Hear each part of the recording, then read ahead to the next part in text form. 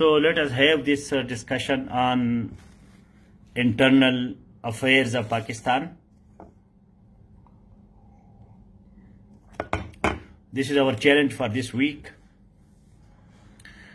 And for the internal affairs, domestic affairs, socio-economic, political affairs, we have to be a Pakistaniologist, understanding Pakistan fully. That is highly essential. If I am audible and visible, so please like this video broadcast and share it in 3 WhatsApp groups and save 2. I need teaching assistants. So those people who are doing it, so they are my teaching assistants.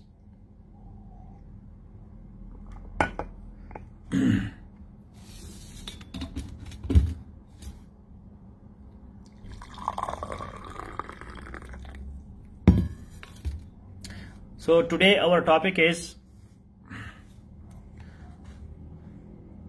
thank you Amara for sharing. Today is our last lecture on socio-economic political problems. And फरखंद आपके 2 दिन हो गए हैं और आपने आसमान sir पे उठाया है। 20-25 साल, आपकी कितनी उम्र है? 20-25 साल तो आपकी उम्र होगी। 20-25 साल आपको गम नहीं था, 2 दिन में आपने सामान उठाया कि जी क्या होगा तो ये होगा तो वो होगा। आराम से रहो, जरा होले होगा। इस तरह से नहीं होता कि 2 दिन है जी, हाँ जी ये होगा तो वो क्या होगा। मेरे पास कोई जादू की चिड़ी नहीं है।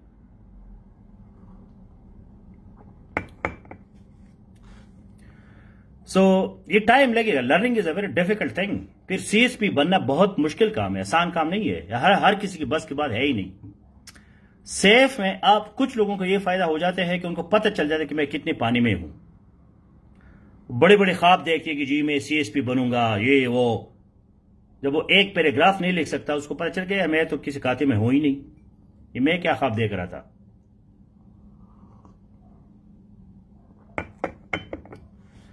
So just wait.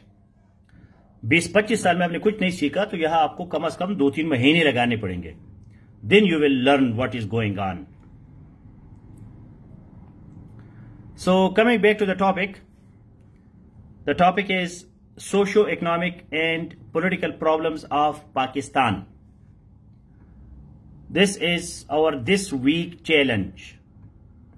Can anybody quickly copy paste current affairs syllabus? We have 20 marks for MCQs, 20 marks for socio-economic political problems. I think 20 marks for political, bilateral, multilateral relationship of Pakistan. And we have 40 marks for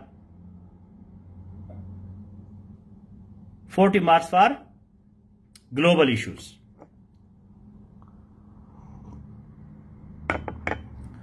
So this is our current affairs syllabus. We have to cover this whole syllabus in this month. In this week, socio-economic and political problems. So copy paste CSS current affairs syllabus, which also help you in PMS. This week, everybody must be expert on socio-economic and political problems of Pakistan. Yesterday we attended a lecture. Today is the last lecture of this week. Next week we will discuss bilateral, multilateral relationship of Pakistan. And then we will go for the global issues in the other 2 weeks. So 4 weeks. And we have 2 to 8 lectures. So in 8 lectures, we have to cover the whole syllabus. And I have already given you 4 or 5 lengths that you have to read on socio-economic and political problems. Yesterday was introductory lecture. and today we will be going into a little details of all these problems. This is not possible that we can cover everything. So as Mamuna Mazur has given us the list of the topics. तो इन topics पे introduction plus description, that is our goal. इसको मुकम्मल master आप नहीं कर सकते, because you can't do it without my economic review of Pakistan. Please note it. Finance division of Pakistan, finance division will publish economic review in May, end of April, May, maybe first week of June. अब उस पे काम जारी है. So we will be getting the latest statistics. So once you understand theoretically all these problems, then you have to put statistics there, latest data, जो फिर next year तक चलता है. Because Pakistan financial year starts from 1st of July and ends 30th June. ये एक अजीब चक्कर है पाकिस्तान में कि हमारा माशी साल जो है वो 30 जून को खत्म होता है, 1 जुलाई को शुरू हो जाता है. तो हमारे पास जो एग्जैक्ट डेटा आता है वो मई जून में आता है, क्योंकि जून में बजट पेश होता है. तो बजट से पहले वो सारा कार्रवाई करके इकोनॉमिक रिव्यू जो है that is published by finance division. So please write a comment that I will keep in mind that finance division will be publishing economic review in May और June. That is highly important. We will be sharing the link here that comes on the website of Finance Division. ये finance division में सारी कहानियां होती है. जो हफीज शेख चला गया फाइनेंस मिनिस्टर, अभी नया कौन आ गया, हमाद है कि क्या नाम है, हमाद आ गया. और स्टेट बैंक के साथ बहुत बड़ी हमारी आजकल कहानी लड़ाई चल रही है. तो ये सारी लड़ाई क्यों है? Because State Bank gives monetary policy. Finance Division gives fiscal policy. It is very important. State Bank of Pakistan, हाँ, पुराना डेटा जो है वो यूजलेस नहीं है, यूजलेस नहीं है, लेकिन वो जो है आप इसको फिर चेंज कर सकते हैं. कम से कम आपको यह पता हो कि पाकिस्तान का जीडीपी ग्रोथ क्या है. तो पाकिस्तान का जीडीपी ग्रोथ जो है वो माइनस में था, -8. जीडीपी का मतलब है ग्रॉस डोमेस्टिक प्रोडक्ट्स, कि पाकिस्तान जो है कितने प्रोडक्ट्स बनाता है, कितना बनाता है, कितना खाता है. अब ये चाय जो है, इतनी चाय है, 1 क्वार्टर चाय है, इसको मैं पी रहा हूं, मेरे पास चाय है तो मैं पी रहा हूं. अब ये चाय 0 पे चला जाता है, 0 कप में चाय है ही नहीं. और उल्टा जो है मैं अपने हमसाये से जो है चाय लेता हूं, अपना चाय तो खत्म, कोई पैदावार है ही नहीं. तो जीडीपी जो है हमारा माइनस में गया था, माइनस में. अभी 1.8-1%, थोड़ा बहुत हम बनाएंगे, थोड़ा सा बचत होगा, बाकी हम खाएंगे. So GDP, gross domestic products. Now state bank gives monetary policy, finance division gives fiscal policy. Fiscal policy means budget. Budget means that what are our expenditures and what is our income inside the country. भाई कितना खर्चा आता है, कितना उस पे नुकसान होता है, कितना हमारा मुनाफा है, कितना हमारा नुकसान है. फिर उसमें दो किस्म के खर्चे होते हैं, developmental expenditure, non developmental expenditure. Non developmental expenditure क्या है जी? लोगों को तनख्वाही देना, वो काम करते हैं नहीं करते, तनख्वाही आप उनको देते हैं, तो ये नॉन डेवलपमेंटल है। डेवलपमेंटल ये कि road, airports, factories, industries, that is investment. Now when SBP, State Bank of Pakistan, gives monetary policy, they keep interest rate, as yesterday we discussed last night, interest rate. And how should we relate to the private sector, private banks? How should be investment in country? Foreign exchange reserves, dollar and rupee exchange rate,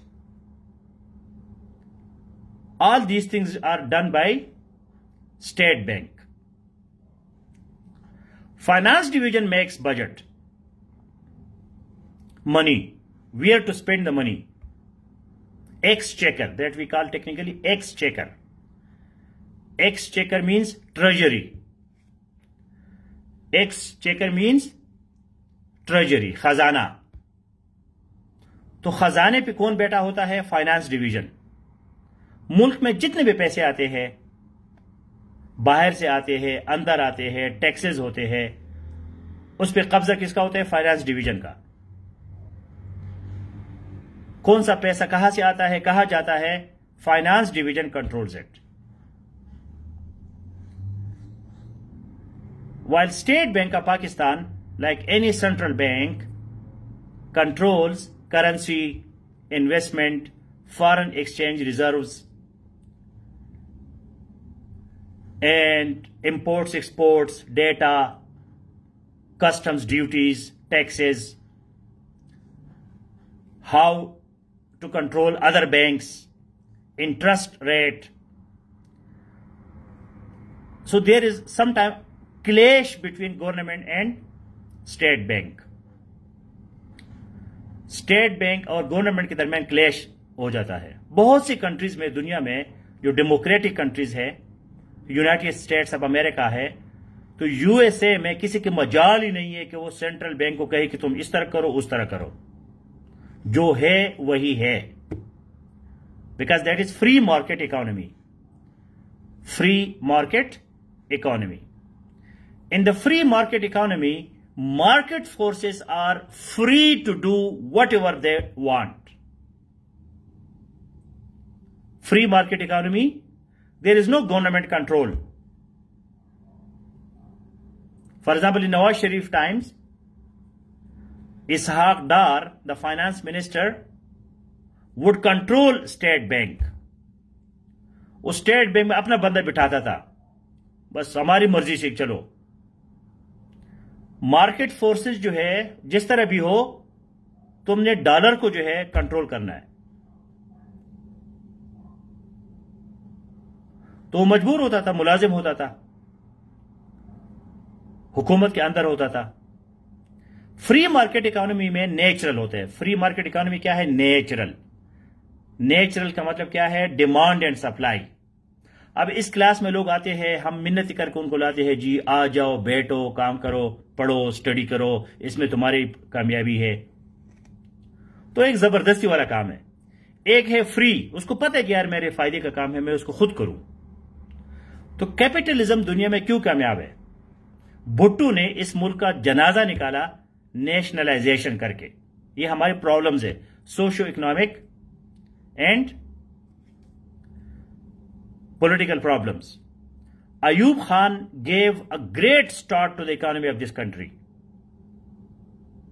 because Ayub Khan was capitalist.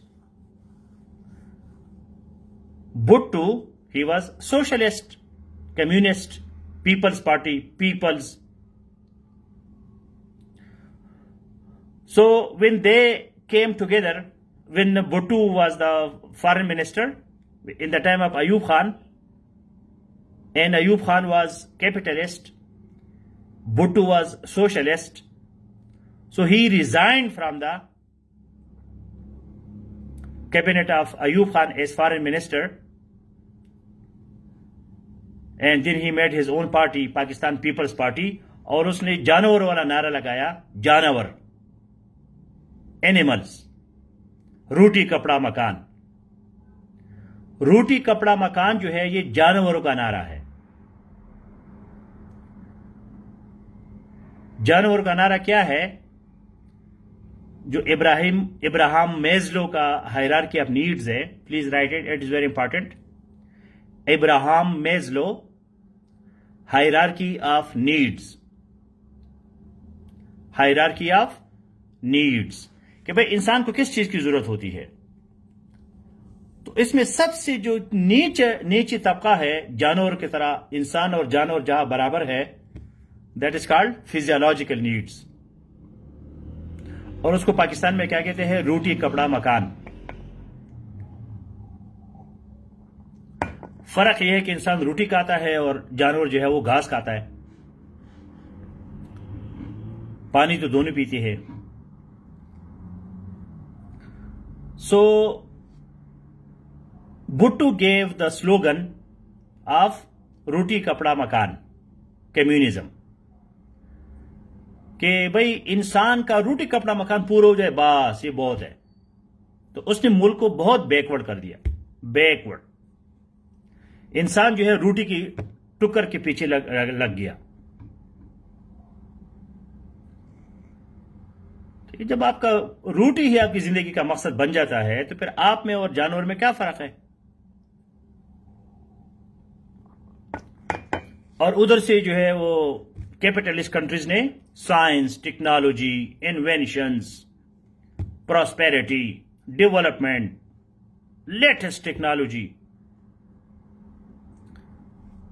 Capitalist मुल्कों में जो है America, Canada, Japan, इधर चीन और रूस भी इन चक्कर में पड़े गए। ये सोशलिज्म, कम्युनिज्म, ये भी बिल्कुल बैठ गए। चीन को फिर ख्याल आ गया कि यार ये क्या है, ये हम कहां जा रहे हैं। रूस भी टुकड़े टुकड़े हो गया कम्युनिज्म की वजह से। So that is one of our political problem, nationalization, because government is not an organization for running industries and for managing, controlling economy। आप खुद देखिए कि एक सरकारी स्कूल कैसा होता है और एक प्राइवेट स्कूल कैसे होता है। उस दिन हमारे एरिया का एक हेडमास्टर साहब है, उसने अपने फेसबुक पे डाला था, जी बड़ा बड़ा मेरा बेटा ने फलान प्राइवेट स्कूल को टॉप किया। मैंने उसकी टाइमलाइन पे लिखा, मैंने शर्म नहीं आती आपको?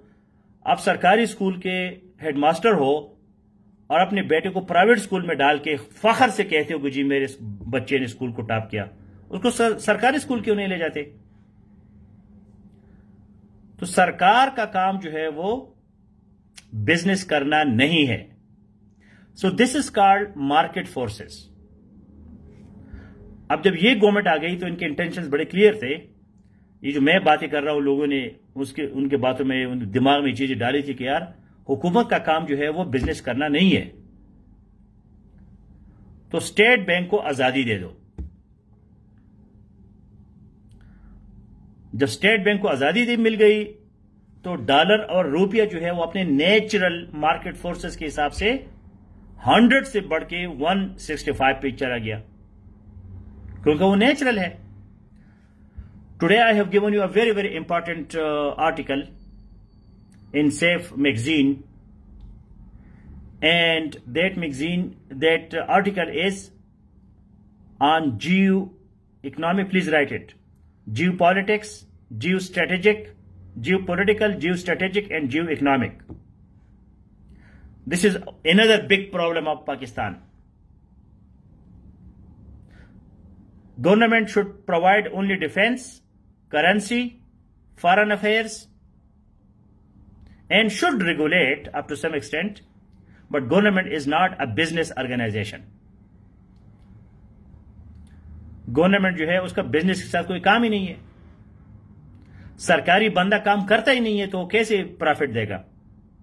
पीआईए को देखो, स्टेट ओन्ड एंटरप्राइजेज इसको कहते हैं, SOEs, SOEs, state owned enterprises. Every SOE is in loss. ये आप एग्जाम में ये लिखोगे, why every SOE is in loss. Autonomy, not anatomy. Huma Khan. Autonomy, yes. I'm in the favor of the autonomy of State Bank, not the anatomy. But first you have to do anatomy and then autonomy. So, state-owned enterprises. Enterprises means economic organizations. All are in loss. PIA, steel mill, all these are in losses. क्यों?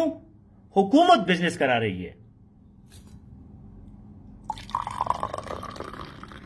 तो हुकूमत जो है उसका काम ही नहीं है। Railways को देखो, तमाम खसारे में है। So that is the reason. So Pakistan was, today I gave you in Safe Magazine a very important article. WAPDA is now almost privatized. WAPDA को जो है उन्होंने प्राइवेट कर दिया, रेलवे को भी प्राइवेट कर रहे हैं, स्टील मिल को भी बेच रहे हैं, पीआईए को भी बेच रहे हैं, आहिस्ता आहिस्ता सारी बेचेंगे। प्राइवेटाइजेशन, इनके पास कोई और रास्ता है ही नहीं। There is no other way except privatization. So far Pakistan was running on geopolitics and geostrategic situation. That we are important because we are the neighbor of Afghanistan, China, Iran, India. Our geography is important. America भी मिन्नतें करता है, यार ये मुजाहिदीन से बचाओ, तालिबान से बचाओ। तो ये क्या है? जियो स्ट्रेटेजिक, जियो पॉलिटिकल सिचुएशन। ये जो हमारे जियोग्राफी है, ये जियोग्राफी हमें एडवांटेज देती है। एडवांटेज क्योंकि Afghanistan is a land locked country.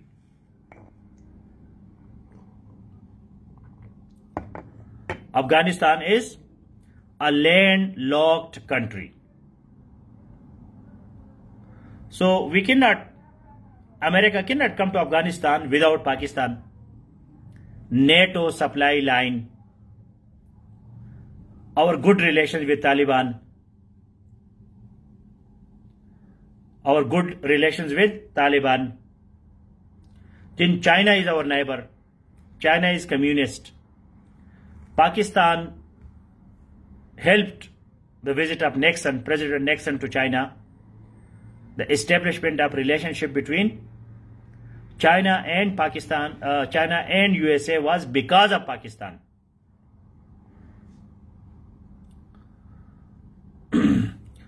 तो पाकिस्तान की अहमियत क्यों है जी? हमारे बड़ा अच्छा जोग्राफिया है। एक तरफ चीन है, एक तरफ ईरान है, एक तरफ अफगानिस्तान है, एक तरफ इंडिया है, तो हमारी कदर करो। But basically technically it is called nuisance value, nuisance value, nuisance, NUISANCE, nuisance value. एक बंदे से लोग इसलिए डरते हैं कि उसके पास पिस्तौल है, तो सारी दुनिया उसे डरेगी।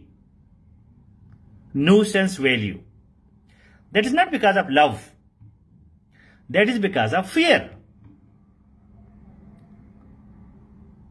न्यूसेंस वैल्यू,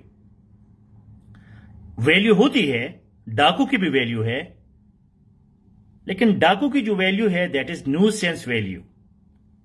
डाकू अहम है, लेकिन डाकू क्यों अहम है? क्योंकि डाकू खतरनाक है, काट सकता है, आपको मार सकता है, इसलिए वो वैल्यूएबल है।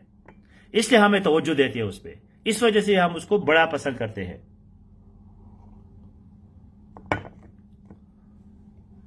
तो पाकिस्तान की ये जो वैल्यू थी, that was because Pakistan had influence on Taliban, access to China, Iran, India. तो ये सारी कहानियां जो है, now Pakistan wants to shift from geopolitics and geostrategic to geoeconomic. We can become an economic corridor between energy hungry India and China and energy rich Middle East and Central Asia. It should be a starter sentence in your writing. हर बंदे को ये ज़बानी याद होना चाहिए that Pakistan can be the hub and energy corridor between the energy hungry India and China and energy rich Middle East and Central Asia।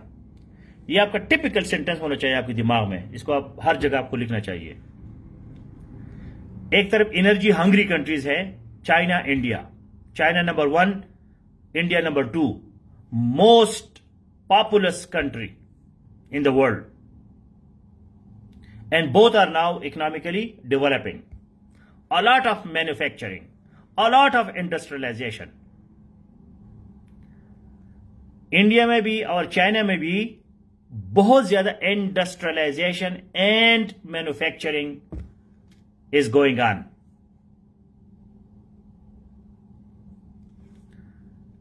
China में और India में बहुत दुनिया के 2 बड़े बड़े आबादी वाले ममालिक हैं, दोनों में manufacturing and industrialization are going on and they need energy. उनको एनर्जी की जरूरत है।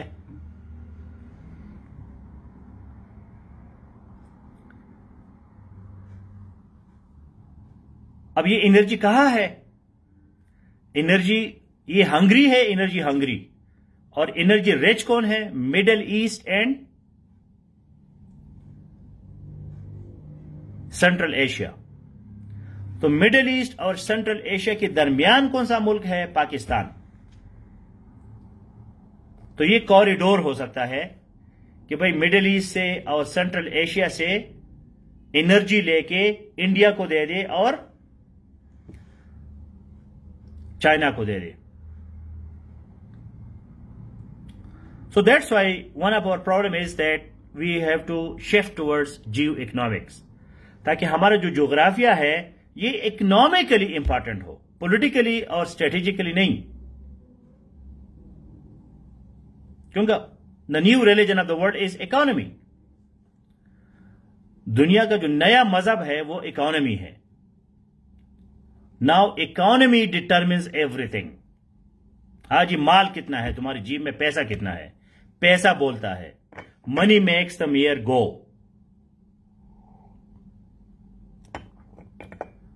पैसा नहीं है तो कुछ नहीं है, क्योंकि सब कुछ पैसे से आता है। Technology, machines, salaries. पैसा नहीं है तो क्या हो? कुछ नहीं होता आजकल के जमाने में। तो ये जो आर्टिकल आपको मैंने दिया है सेफ मैगजीन में, हाईली इंपॉर्टेंट है। बने के आंख के खुल जाती है कि यार ये क्या चक्कर है हमारा। हमने 70 ईयर जो है 70 ईयर्स हमने जाया किए किसमें? मेयर का स्पेलिंग है MARE। ये अंग्रेजी की बहुत बड़ी मसाइल है। MARE का मतलब है गूढ़ी, MERE का मतलब है मेयर। ये जो अभी हमने इंग्लिश में पढ़ा क्लास में, यही मसला है। आप देखो फरखंदा ज़ैब साहिबा ने लिखा है MERE, नासिर अली साहब ने लिखा है MAYOR। तो इस वजह से ये जो आवाज है, प्रोनाउंसिएशन है और स्पेलिंग है, दोनों में प्रॉब्लम है।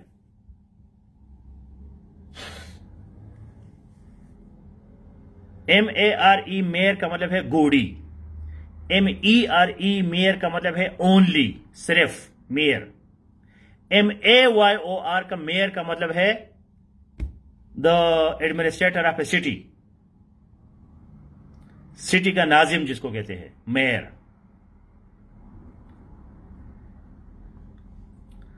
मेयर जो है वो घोड़ी को कहते हैं। मार जो है MAR, वो कहते हैं किसी को तबाह करना, मार्ड बाय। तो ये एक लफ्ज मामूली से तलफ्फुज के साथ उसका मीनिंग चेंज हो जाता है। एक जंगल में बंदा था गांव में, उसने अपने हमसाये को कहा जी मुझे अपना घोड़ी दे दो मेयर, मैं जरा शहर जाना चाहता हूं। उसने कहा जी नहीं जी मेरे घोड़ी बीमार है, सिटी नहीं जा सकती। तो उसने कहा यार मैं आपको ये पैसे देता हूं, ये $500 दे दो। उसने कहा हाँ yes, money makes the mare go, अब मेरी घोड़ी जाएगी, कोई बीमार शिमार नहीं है। So that's why capitalism is today's successful system, because there are 5 factors of production. There are 5 factors of production. जब हम किसी चीज को प्रोड्यूस करते हैं तो हमारे पास 5 चीजें होनी चाहिए: land, labour, capital, entrepreneurship, energy. These are the 5 factors of production.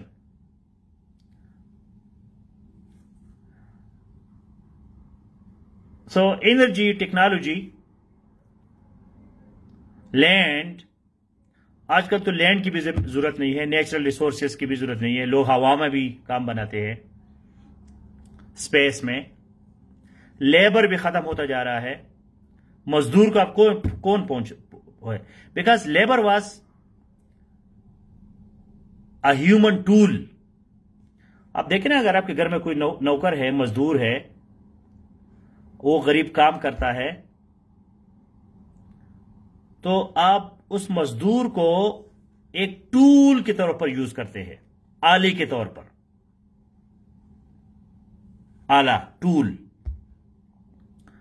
ठीक है ना जी, दरवाजा खोलो, दरवाजा बंद करो, गाड़ी चलाओ, सफाई करो, झाड़ू मारो। ठीक है ना, झाड़ू मारो जी, झाड़ू मारो, सफाई करो, गाड़ी चलाओ। ये क्या है? इंसान जो है वो टूल बन गया, इंस्ट्रूमेंट बन गया। वो क्या, यस सर, यस मैडम, ठीक है, बिल्कुल जी जनाब। उस गरीब का अपना कोई इंसानियत नहीं है उसमें। तो कैपिटलिज्म ने कैपिटल लाके, सरमाया लाके इंसान को कहा यार तुम्हारा काम दिमाग का इस्तेमाल है, तुम अपने जिस्म को इस्तेमाल मत करो, आपका जिस्मानी काम जो है वो मशीन करेगा। तो जब मशीन आ गया तो मजदूर खत्म हो गया, मजदूरी खत्म हो गया। कम्युनिज्म में यह मुसीबत थी कि उसने मजदूर को बड़ा जी चढ़ा चढ़ा के पेश किया था। दुनिया के सारे मजदूरों एक हो जाओ, और मजदूर जी ये है, मजदूर वो है, और मजदूर ये जो सुर्ख झंडे वाले हैं, एशिया सुर्ख है, ये है वो है, ये सारे धोखेबाजी। सारा जो है, आप मजदूर को क्यों ग्लोरीफाई करते हैं? मजदूर की कीमत क्यों बढ़ाते हैं? आप मजदूर की इज्जत क्यों बढ़ाते हैं? फिर तो हर बंदा जो है वो मजदूर बनेगा। तो कैपिटलिज्म ने कैपिटल लाके, सरमाया लाके, पैसा लाके तमाम चीजों को आगे पीछे कर दिया। अब इंसान जो है अमेरिका में, कनाडा में, वो काम नहीं करता, मशीन काम करता है। इंसान मजे कर रहा है, क्योंकि मशीन जो है वो इंसान से बहुत तेज है। इंसान फिजिकल कामों में बहुत स्लो है। इंसान का असल काम है दिमाग, इमेजिनेशन, आइडियाज, कॉन्शियसनेस। तो कम्युनिज्म ने नारे लगाए जी, मजदूर जिंदाबाद, मजदूर ये, मजदूर वो। So now coming back to the topic again, socio-economic political problems. I have given you links to read. Daily I am giving you Safe magazine. Most of the articles are related to socio-economic political problems of Pakistan. You have to be experts. What are the social problems?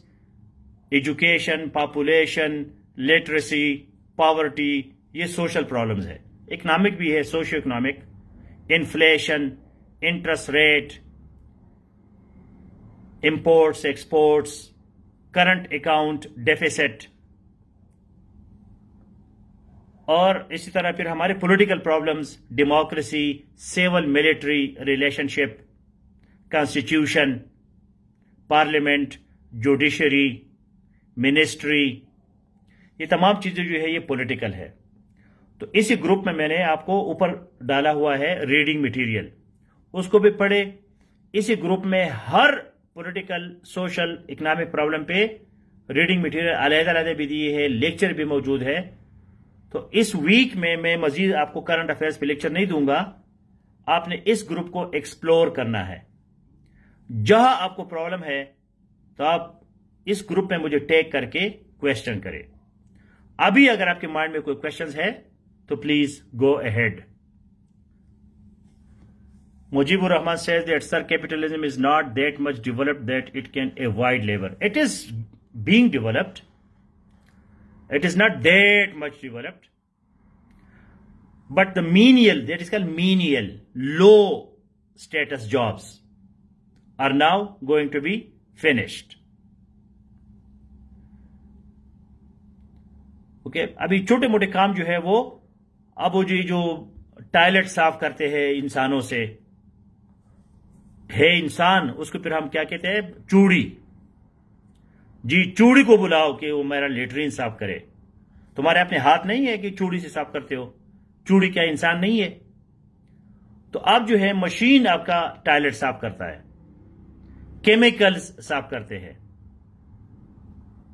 Driver जो है वो अभी गाड़ी automatic हो जाएगी या खुद गाड़ी चलाए. ऑफिसर बैठा होता है, जी बटन दबाओ, चाय ले आओ.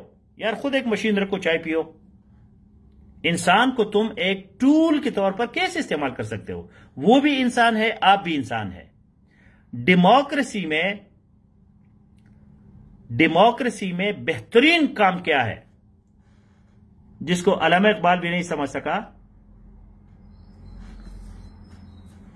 अल्लामा इकबाल जो है इस चीज को नहीं समझ सका. उसने कहा जमहूरियत वही तर्ज हुकूमत है कि जिसमें लोगों को गिना जाता है, तोला नहीं जाता. क्योंकि हमारा गुलामाना ज़हन है. गुलाम इब्न गुलाम. चौधरी साहब आ गए जी. जी चौधरी साहब सलाम. चौधरी साहब जी क्या हाल है जी? आका मेरे साए, मुरीद हूं मैं आपका, आपके पाव का खादिम हूं. ये हमारी मेंटेलिटी है. तो जमहूरियत जो है, डेमोक्रेसी में एक पीएचडी, एक प्राइम मिनिस्टर, एक पियोन, एक चपड़ासी, एक ड्राइवर, सारे बराबर है. सबके पास एक जैसा वोट है. ये नहीं कि प्राइम मिनिस्टर का अलहदा वोट है और एक चपड़ासी का अलहदा वोट है. तो जमहूरियत में इंसान की असल कीमत है. इस वजह से डेमोक्रेसी में चौधरी साहब जो है, खान साहब, वडेरा साहब जो है, पीर साहब, वो एक छोटे से झोंपड़ी में आके खड़ा हो जाते हैं, जी मुझे वोट दे दो.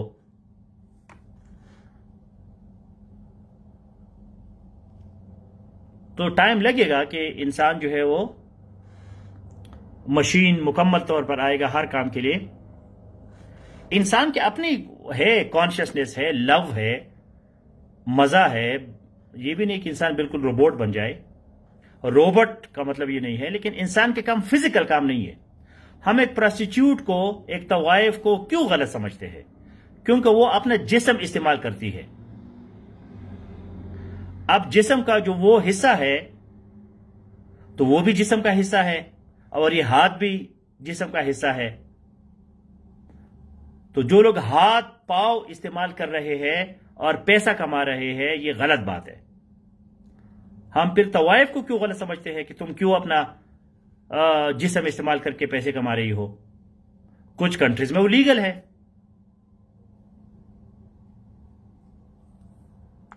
Countries with high population rate cannot avoid labor force.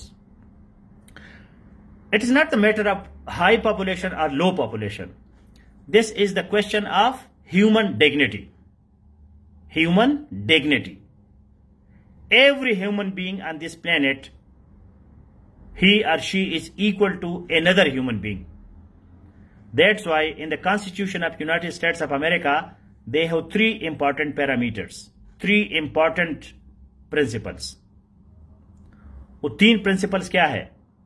Equality, liberty and pursuit of happiness.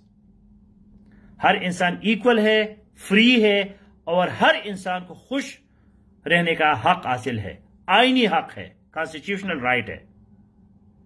America में कोई बंदा जो है वो नाराज या गमगीन नहीं हो सकता।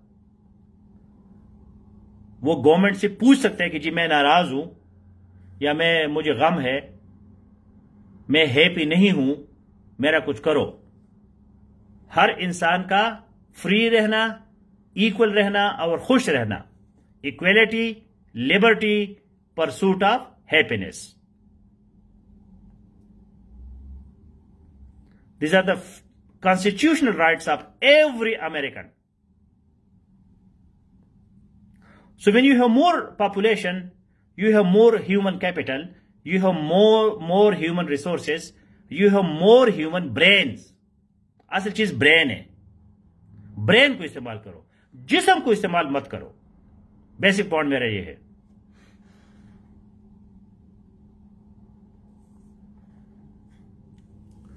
Karl Marx was another ideologist. He had his philosophy also, materialism, pure philosophy. But in economy and economics, he presented a very wrong model of communism. So Karl Marx was not wise as an economist. As a philosopher, yes, not as an economist. And there should be no class division when you are using your brain. When you are using your brain, so there will be no class difference. Not your body. Brain. Brain with beauty. How China is a giant economy without... No, China is a giant because of capitalism. Capitalism, when China was socialist, China was not giant. China was the poorest country of the world. जब China में सिर्फ communism, socialism था, तो China बहुत गरीब मुल्क था। ये तो अभी उसके 10, 15, 20 साल हो गए कि चाइना ने कैपिटलिज्म लाए दुनिया से, और आईफोन और मैकडोनल्ड और सैमसंग ये सारे चाइना गए, उन्होंने कैपिटलिज्म शुरू किया। तो कैपिटलिज्म से चाइना जो है वो जेंट बनता जा रहा है। अभी भी चाइना वेरी पुअर कंट्री है। China is a developing country. कोई भी बंदा अभी चाइना में जाके रहना पसंद नहीं करता, क्योंकि उनका जो स्टैंडर्ड ऑफ लाइफ है वो इतना डेवलप नहीं है जितना अमेरिका है या कनाडा है या जापान है। हर बंदा चाहता है कि मैं यूरोप जाऊं, अमेरिका जाऊं, कनाडा जाऊं। कोई बंदा चाइना नहीं जाना चाहता, क्योंकि चाइना में अभी भी बहुत गुर्बत है, पॉवर्टी है। China is not G7. China is technically not a developed country. China जो है वो डेवलप कंट्री नहीं है।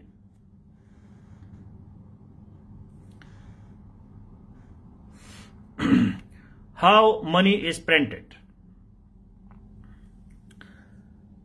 Printing of money is another job of State Bank. How much to print money is another important policy matter. That's why State Bank wants to be autonomous. State Bank wants to print money as it is required. Sometimes government say, okay, print money so that people get loans and they are happy, they get jobs. But more money means more inflation, because too much money will chase few goods. अभी अगर आपके मेरे जीब में, पता नहीं मेरे जीब किधर है, जीब तो इधर है लेकिन पैसे किधर है। अगर आपकी जीब में नोट है तो आप नोट में देके कोई भी नोट उठा के 100 रुपए का या 5000 का, 1000 का कितना आपकी जीब में है, 5000 का होगा या 1000 का नोट होगा, उस पर क्लियर लिखा होता है कि बैंक दौलत पाकिस्तान हामिल हाजा को मुतालिबा पे अदा करेगा। Can anybody share here an image in comment Pakistani note का? तो नोट पे क्लियर लिखा होता है। कभी आपने नोट को पढ़ा है, करेंसी के नोट पे, उस पे लिखा होता है कि बैंक दौलत पाकिस्तान, दौलत का मतलब है स्टेट, कि रियासत पाकिस्तान जो है हामिल हाजा को, हामिल हाजा का मतलब है इस नोट का रखने वाला, हामिल का मतलब है रखने वाला, जिस तरह के हामिला खातून होती है, हमल प्रेगनेंसी, हामिल हाजा, हाजा का मतलब है ये, जिसके पास ये नोट है तो रियासत पाकिस्तान उसको 100 रुपए या 1000 रुपए या 5000 रुपए अदा करेगा। इसका मतलब क्या है?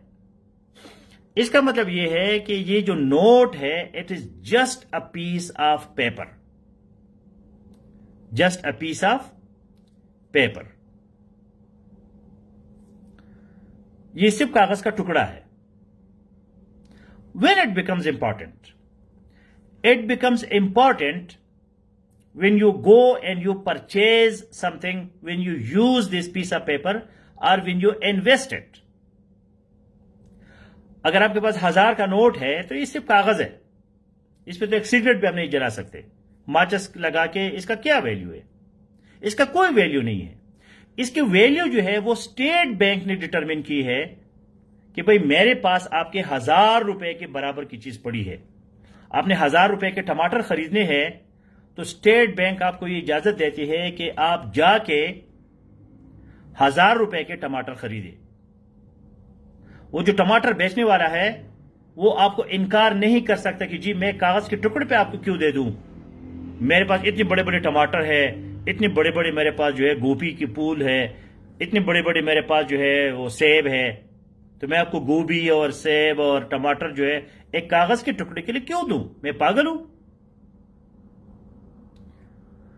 तो ये जो फर्द है और वो जो सब्जी वाला है, कपड़े वाला है, जूतों वाला है, इन दो के दरमियान गारंटर कौन है? इन दो के दरमियान गारंटर जो है वो स्टेट बैंक है। कि यार आप फिक्र न करें, आप इसको ये पूरी आलू की बोरी दे दे और ये आलू की बोरी के लिए आपको वो कागज का एक टुकड़ा देगा। तो ये कागज के टुकड़े के पीछे किसका हाथ है? स्टेट बैंक का हाथ है। अब इस कागज के टुकड़े का कितना वैल्यू है ये भी स्टेट बैंक डिटरमिन करता है। पुराने जमाने में, मुझे अभी नहीं पता कि स्टेट बैंक में है या नहीं है, वो स्टेट बैंक भी डरता था कि यार ये करेंसी का वैल्यू गिर जाए तो मैं इन लोगों को कहां से दूंगा ये पैसे, तो वो उसके बराबर गोल्ड रखता था। गोल्ड, सोना, जितना वो प्रिंट करता था, जितना वो करेंसी प्रिंट करता था, उतना वो गोल्ड रखता था। फिर अमेरिका ने कहा यार ये गोल्ड रखना तो बड़ा मुश्किल काम है, कौन गोल्ड रखेगा? तो फिर उसने कहा डॉलर जो है वो उसको गोल्ड समझो, पेपर करेंसी जो है वो आ गया कि भाई डॉलर जो है $100 हमेशा $100 रहेंगे, आप फिक्र न करें, आपकी रुपये गिर जाए, ऊपर जाए, नीचे जाए, डॉलर अपनी जगह पे खड़ा होगा। जिस तरह के सोना अपनी जगह पे खड़ा होता है, सोना जो है हमेशा उसकी वैल्यू होती है, सोना जो है अपनी वैल्यू को नहीं गिराता, इसी तरह डॉलर जो है अपनी वैल्यू को नहीं गिराता। तो स्टेट बैंक ये डिटरमिन करता है कि मैं कितने पैसे प्रिंट करूं ताकि लोग कारोबार करते जाए, पुराने जमाने में क्या होता था? Barter system. बार्टर बार्टर ये होता था, BARTER, कि आप जी मुझे 2 किलो आलू दे दे, मैं आपको 1 किलो जो है गंदम देता हूं। आप मुझे जो है 1 किलो गंदम दे दे, मैं आपको 1 बकरी देता हूं। अभी भी गांव में ये चीजें होती है। तो पेपर करेंसी जो है वो वैल्यू को डिटरमिन करती है। स्टेट बैंक जो है चीजों की कीमत के हिसाब से अपनी करेंसी की वैल्यू लगाती है और डॉलर के साथ उसको मैच करता है। तो ये एक पूरा साइंस है।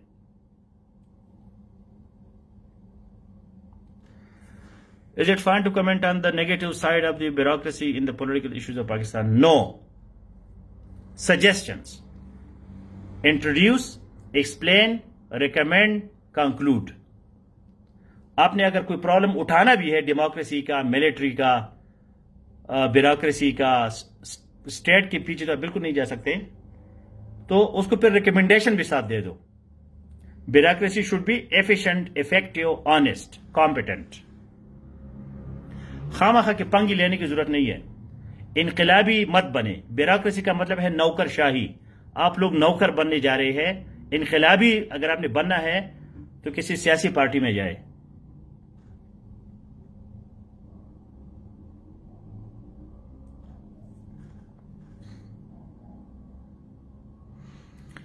हाँ, सिविलाइजेशन क्लाइमेक्स, एंटी क्लाइमेक्स, ये कहानी है, लेकिन अभी जो एंड ऑफ हिस्ट्री लिखा है इसने, एंड ऑफ हिस्ट्री, फोकोयामा ने जो एंड ऑफ हिस्ट्री लिखी है उसमें थोड़ी बहुत ट्रुथ है कि डेमोक्रेसी से, कैपिटलिज्म से बेहतर निजाम आई डोंट थिंक सो कि कोई होगा।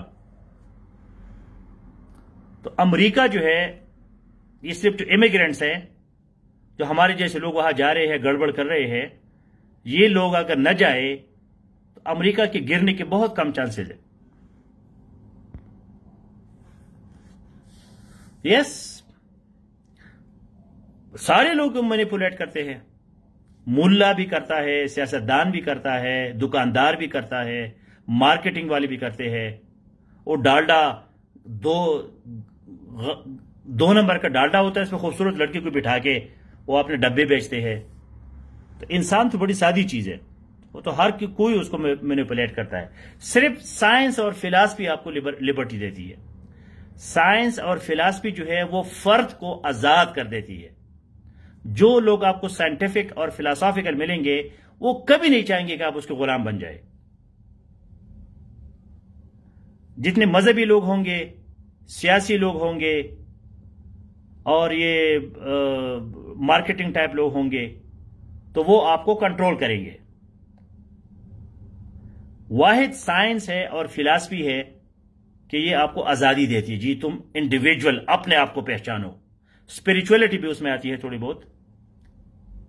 पहले जान है, उसके बाद जिहान है। बाकी सारे लोग आपको यूज करते हैं।